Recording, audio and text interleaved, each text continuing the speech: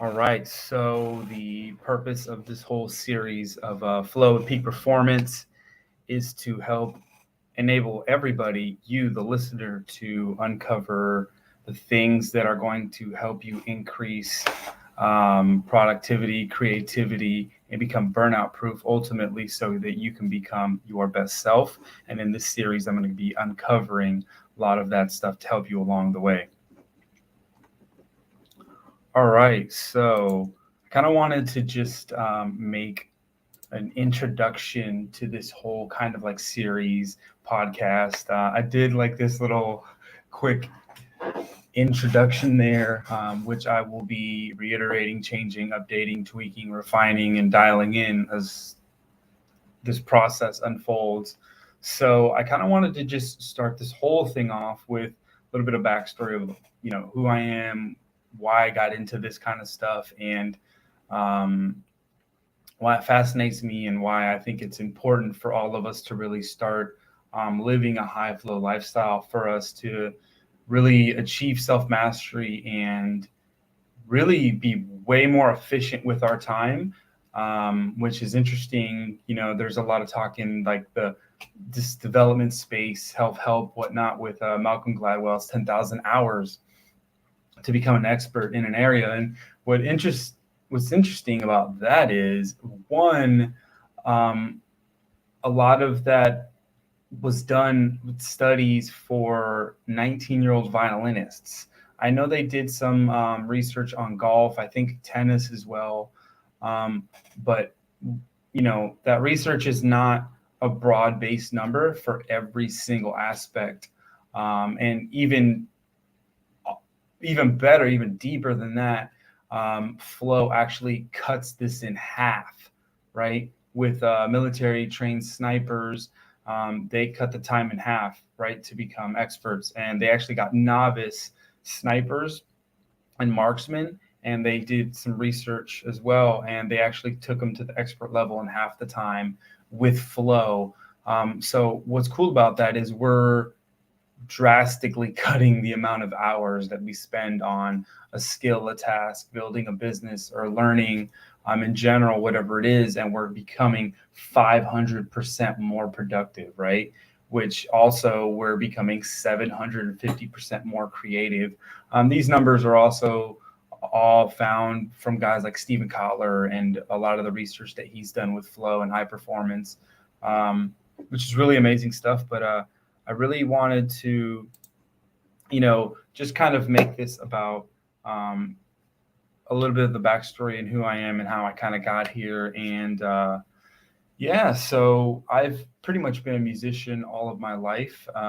Even before I kind of was a musician, I was a musician, if that makes any sense. I grew up and always fascinated with the drums. And long story short, when I was 14, I was in ninth grade, and I remember that's when I got my first like actual drum set and started playing drums and doing the whole musician thing, and playing sports way before I even got into drumming, playing basketball, soccer, and baseball year round. I didn't know it then, but now I see all of the flow that I was getting from those experiences, from those activities, deep embodiment, challenge skills ratio, risk, novelty, using my brain, assessing things, proprioception, the fitness aspect, the physical challenge. All these flow triggers are embodied in these things. And those experiences shaped me for, when I got older and I started studying this stuff. And so I actually made a switch from, being a drummer, producer, musician into actually the fitness space. And I've been into fitness and personal training since about 2015. So we're looking at 7 years now. And a year ago, I actually had this like happy accident, is what I call it. And what's really cool is the happy accident led me to learning more about flow. I knew what it was, I understood it, but I didn't understand things like the flow cycle, flow triggers, external flow triggers, internal triggers, conditioning for peak performance, active recovery, positive psychology, productivity, self sabotage, elimination, excuse me, and just becoming distraction proof, becoming burnout proof, and really like structuring your life in a way where you're optimizing certain parts of your brain and certain aspects for certain reasons. And interesting enough, like while we're going navigating through like peak performance and flow, we're literally like using parts of our brain and shutting them down, and other parts are activating, and it's really cool. It's kind of just like your nervous system, your sympathetic and your parasympathetic.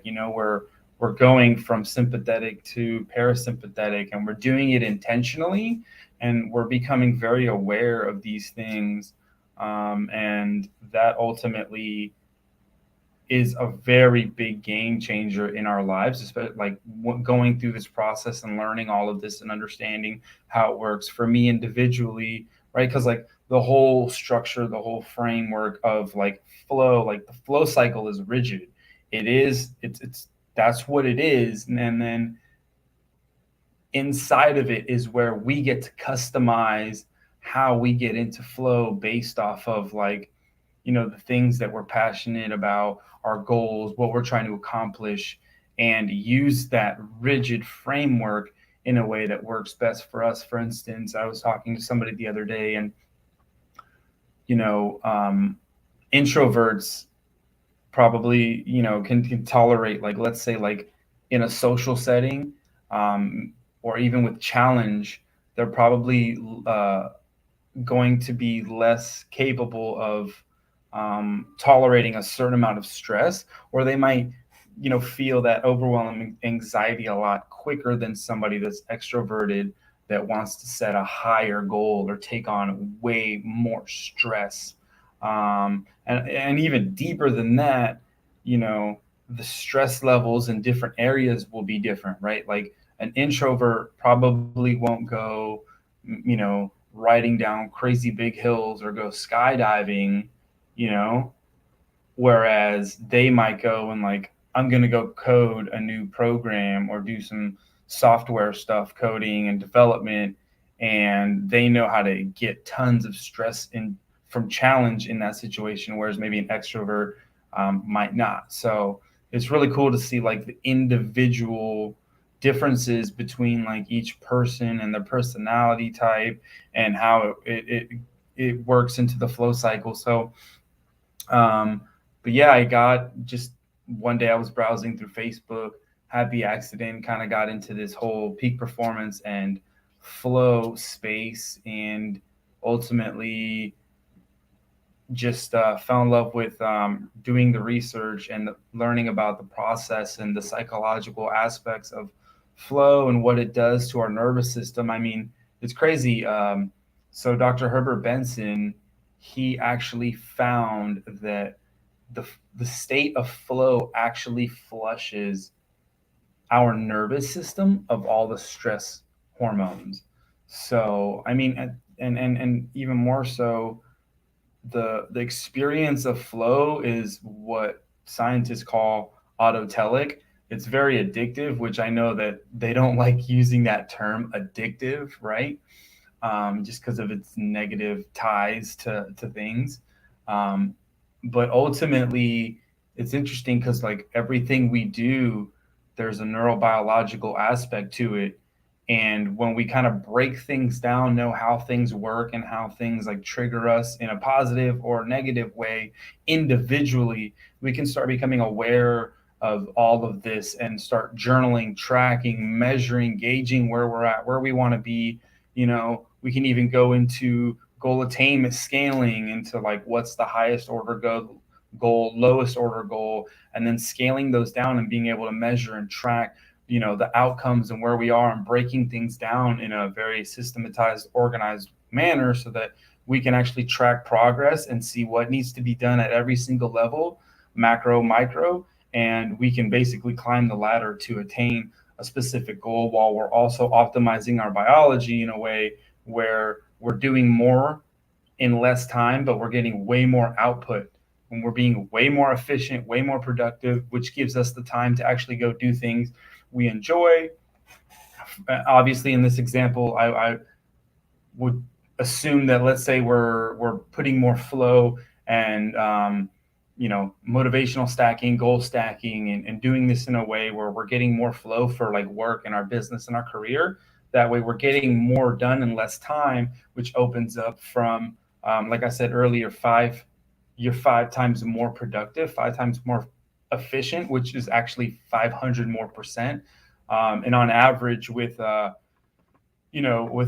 with companies like the Flow Research Collective, right?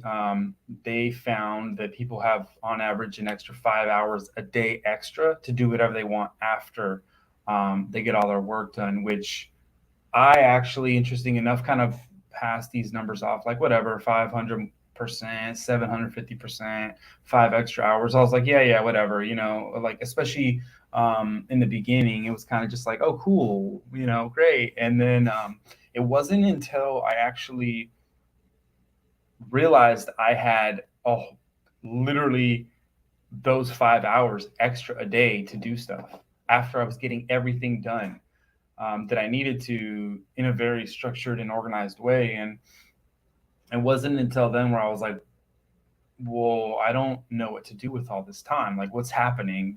Like, I'm getting all this done very efficiently, and then I have so much time. I'm not used to this. Like, what do I do? Um, and there's a lot that goes into that, like structuring your day, pre-planning. There's just this whole thing, knowing how much stress that you can take individually. So, um, all this being said, kind of coming back to like why I coach flow and peak performance is, it's just amazing that we actually have control over who we're becoming and our biology, and we actually have so much more control than we think if we do things in a way that works for all of us, but understanding the individual nuances that trigger those same like biological mechanisms in a unique and special way, is like how you kind of like live your best life, like how you're going to become your best, right? And for me, it's been super fascinating to uncover like how can I be my best self, and realize like we have this like superhuman version of ourselves locked inside of us, and we can unlock those things, and we can get into our subconscious mind and use our conscious mind and our subconscious mind in ways that benefit us, and we can go further faster in a shorter amount of time, way more efficient, using less energy, which is amazing, right? Because like if you think about like, I think we can use like 2,000, 2,500. I think maybe on the higher end is like 4,000 bits of information consciously. I think our subconscious can do like 15,000 to 75,000. I can't remember. The numbers are like crazy, like different, but you figure like knowing how to let your brain, your subconscious mind on the back end, figure problems out in a way that's not taxing your brain, is really cool stuff. So I think that's what fascinates me, is just all of us having this aspect of like this superhuman version of ourselves and being able to unlock that. And the unlocking takes work, it takes consistency and effort and intention, right? Like attention, we only have so much like psychic energy, which is, I know like if you look at like Mihai Csikszentmihalyi and some of the work he did, he was talking about psychic energy and how it kind of is like, we don't really talk about that in, psychological realm, but we're kind of expanding and learning about consciousness and understanding, consciousness, focus, and attention, and how those things really are linked, and being very intentional with like what we do in our lives, because as we as we get older, we realize like, hey, I can't just give my time and energy and attention to everything and everyone that comes, even if it's a good opportunity, like understanding your intuitive self and being able to listen to that in a way that nobody else can really tell you, because if you've built that intuition, that skill of being able to really understand where you're going and have your first principles and how that's going to be accomplished and breaking things down, then things are a lot different, and you start realizing like what are the most urgent and important things that need to get done. They're going to move the needle the most, rather than just like trying to learn every single thing that you can and kind of really not making much progress, because you're really not doing the things that are going to make the fastest amount of growth in the shortest amount of time.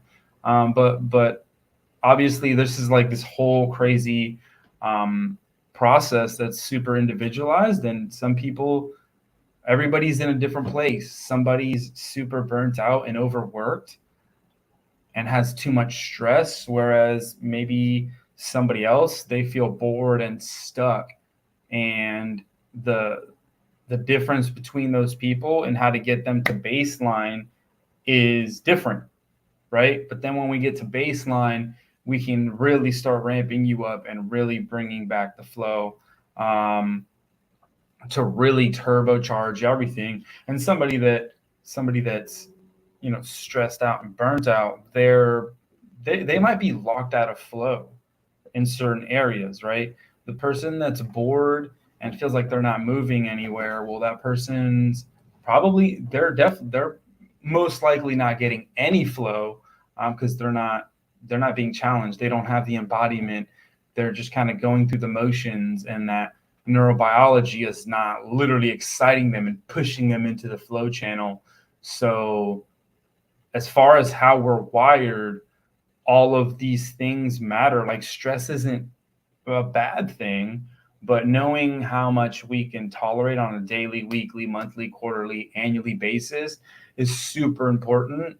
And being able to track like our highest points of energy and lowest points, and seeing the averages, and connecting all the dots is really important, with everybody, so that we can kind of prioritize and structure tasks in our days and stuff like that in a way that's like efficient to our biology and our energy levels. And even being intentional about like rest and recovery. I think that's, for me, been one of the hardest things, to really dial in when shit gets hard, is to be really intentional about like when I'm going to go rollerblading, when am I going to go to the sauna, having my sleep routine, having my morning routine, and then, and even differently on top of that, like, before I go to that, just meditating and the kinds of meditation you're doing, gratitude, mindfulness, those things are very easy to kind of overlook until you are at a place where things feel like they've just fallen apart, and you realize how non-negotiable those things are, which are all part of your positive psychology. So, but yeah, so this whole thing is super fascinating. It's been amazing to just kind of go through this process and learn it, and actually like more so like live it. A lot of these things that I've actually had in place, like a sleep routine, morning routine, my fitness is on point, my nutrition, my hydration, I journal gratitude and stuff. And then really like amplifying that with flow cycle education, flow triggers, internal triggers, external triggers, and really understanding this whole process, distraction proofing myself, knowing how to communicate even better, and understanding other people's points of views, perceptions, and their psychology and their backgrounds and their traumas and what they're going through, and understanding this whole process in a way that really just kind of amplifies everything in your life, because you're starting to become super self-aware. You're starting to know how to activate and turn on, which is like stress and challenge, but then you're also being intentional about,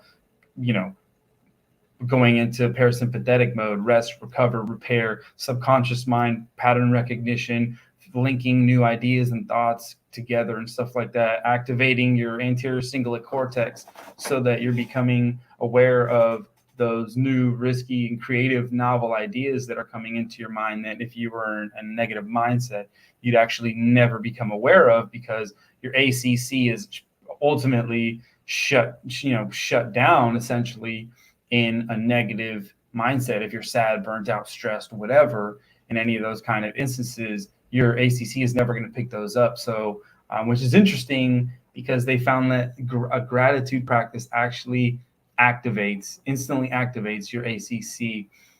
So that being said, gratitude obviously clearly is a very important aspect that we should all be really practicing every day, which again intention comes into play, right? Being able to write these things down and be grateful. What are you grateful for, and who are you grateful for? And more specific, like with the intention, is when are you going to do your gratitude practice each day, and do you have it scheduled? How does that work? Is it part of your morning routine? And then as far as like your morning and your sleep and everything, I know that there's a super old word that the early bird gets the worm, but what we know now is through all, about 40-50 years of sleep research that's been done, is that there's different sleep archetypes, and ultimately being on your individual and specific sleep rhythm is really important to how you perform and show up every day, and your mood, and um, things like that. So I would definitely encourage everybody listening to go and check out, your sleep archetype. What are you? Are you a lark? Are you an early bird? Are you an owl? And upon breaking down which one you are, then you know how to structure your day, right? Because somebody that wakes up at 5, that person, they're going to structure their day and their work day and their active recovery in a way that's different from an owl that wakes up around like 10 o'clock or something, like 10 to 11 ish or whatever, right? Like the days are different, and they have pros and cons of each, of the lark, early bird, and the owl. So that's the greatest part about this whole process. Is individual to you and what's going to help you optimize your neurobiology to increase whatever it is we're trying to increase: flow, productivity, creativity, and get more done in less time. So this whole process of like learning and researching and like writing a thesis on this has like really for sure changed my life, but also helped me look at the world a lot different. So my perspectives changed, how I communicate with people, how I understand people, and how I communicate with them, which has been really cool to like be aware of it all happening. So yeah, it's been really cool, and I'm just really excited to be able to bring this kind of coaching to the world, to companies that want to get more out of their employees, to entrepreneurs who, a lot like me, are type A, so we're more prone to burnout, and we like the challenge. We can deal with stress, but I think for a lot of times in the entrepreneurial space, it's like, how can we really maximize our stress and challenge, but also we can't get burnt out, because burning out really kills that momentum and creativity. It's literally like creativity killer number one, along with lack of sleep. So for anybody out there who thinks they can just like get no sleep, team no sleep, like, I'm sorry to tell you, you are not on the right path, from everything that we found with sleep. And even on top of that, you know, the Greeks, if you look at, there's a book called The Sleep Revolution by Ariana Huffington. She actually talks about how the Greeks used to have these big chambers for sleep, and people could just go sleep in them. And they were very, they looked at sleep as something sacred. It was this kind of closeness with, I guess you could say, like the afterlife, or, like you were in our subconscious mind, essentially, right? And the cool thing is, in sleep, proper sleep anyways, our brain is doing a lot of things, and one of the cool things is it's problem solving for us. So this whole process is wow, that's been cool. And I just really am excited to, really start bringing this to so many more people, so many more companies and organizations to make a bigger impact in all of us becoming the best version of ourselves.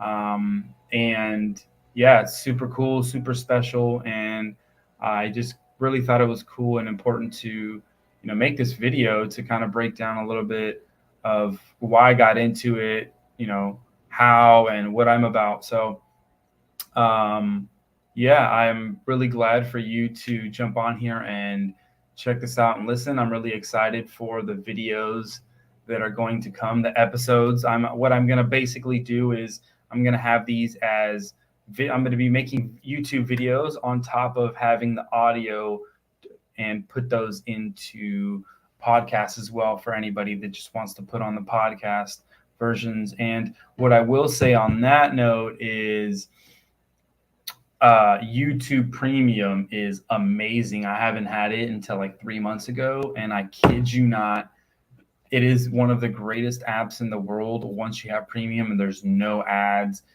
interrupting you. I mean, I put on like, frequencies and stuff like that to listen to, and I turn my phone off and I might, just vibe out to that or listen to like, some cool information while I'm driving with the phone off. Whereas like YouTube Premium, regular YouTube, I couldn't turn my phone off, so it was like draining my battery or whatever. So um, definitely highly suggest that. I don't even really use like Spotify unless I'm at the gym listening to music.